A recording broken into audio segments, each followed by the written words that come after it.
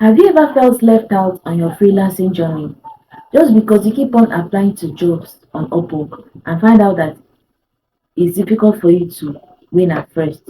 Because applying in Upwork, first of all, you need to master the techniques and the right ways to apply.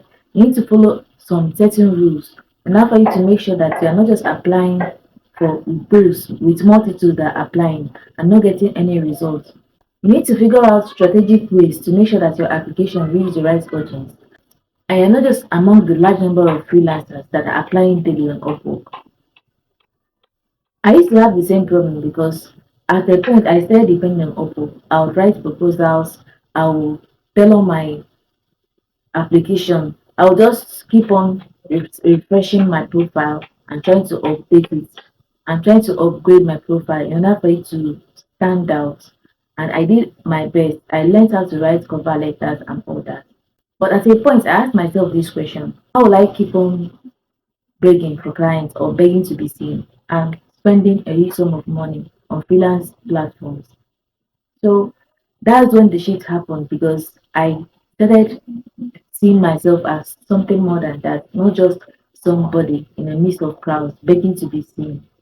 So first of all, I started positioning my content. I started creating content not just for the sake of posting. So if you come online and you post content for the sake of posting, you just post content and disappear. But the real conversations comes when you start communicating with people online, not just in the comments. You can go to people's posts that are within your niche. If you try to communicate with clients' posts, if you know those that you feel that they are within your niche and they can be valuable to you in the long run. For instance, if you are a social media manager, because that's the field I'm in, so I'm going to use that as an example. If you're a social media manager, you can go and search for businesses that are looking for your services. You can look for a founder or a CEO or somebody that makes decisions in the company. You can go to their page, you can talk, reply to their comments, you can talk on their posts, you can raise conversations with them, or you go to any group or page on Facebook, find out what industry owners or people that matter, what they're discussing about. You can join the conversations and say your own, give your own value. Talk to people. That's where the real opportunities open up for you. All right. How I did this is that the next thing I did was that I stopped posting just for the sake of posting. I started posting content that will actually yield results. For example, what challenges are you facing currently? Is your business going down? Is your page dead? Is your business going down on revenue? Is your page dead? Are you going down on conversions? For instance, it depends on your niche that you're specifically focusing on. So, for instance, let me use a niche for somebody who is a general marketer. You can go and make a post like, are you having problems trying to turn your audience into prospects? So, there are so many ideas and captions you can use along this line to make your communication or to make your post in a way that actually influences or makes people that do have such problem to look at your post, understand what problem is helping them to solve, and engage with you. And mind you, when you are doing this, make sure that you communicate. When you see comments in your session, in your comment section, make sure you reach out to those that are reaching out to you, talk with them, and find out the problems they are facing. I'm not saying you should start pitching them and spraying them along. Even if you want to pitch, make it subtle. Do not pitch so much that you want to chase the person away or look down on your value. If you want to pitch, you have to follow a particular strategy so that you look like you know your value. Don't pitch with the mindset that you are begging for work. Pitch with the mindset that you are offering a solution and that you are a valuable asset that will solve their problem. Because also the way you position yourself is very important.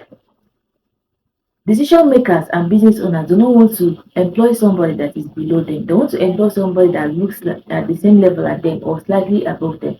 Because if you own a company and you want to employ a staff, you want to employ somebody that probably knows more than you, somebody that will help you to grow, somebody that will improve your impact, not just sit there and make you to talk and talk and talk. Not just somebody that will sit there and be posting content that will not convert. You want somebody that will actually bring impact, somebody that will actually lead to conversions to your product, that will help you to convert and lead to conversions and help you to make sales on your product. So if you want to position yourself, you have to know the way, you have to know how to present yourself, how to present your offer how to present, everything has to matter. So I would advise that if you're a freelancer and you're looking for a way to bag opportunities and be among the freelancers that will not just beg to be seen, or to be among the freelancers that are sought after, what you should do is find out what you need to do about your positioning. Try to position yourself, position your content, and position yourself in such a way that it's easy for business owners and industry owners to seek out your help or seek out your value, so that you can offer your services to them. Do not just position yourself as a service provider. Make sure you position yourself as somebody who is valuable and who knows what they are doing. So if you are a freelancer and you feel that you have been having the same issues and been trying to secure clients from Upwork, make sure you share your own story so that we'll be able to know what you went through, your own experience, and to be able to learn from them. Maybe one or two people will be able to learn from your own story today, because we keep on learning. Because on my freelancing journey, I also learned a lot from someone who is also a freelancer in my group who had some experiences while they were pitching clients. And learning is a journey. You keep on learning. So do not forget to like this video, share and subscribe for everything that has to do with updates on social media and writing.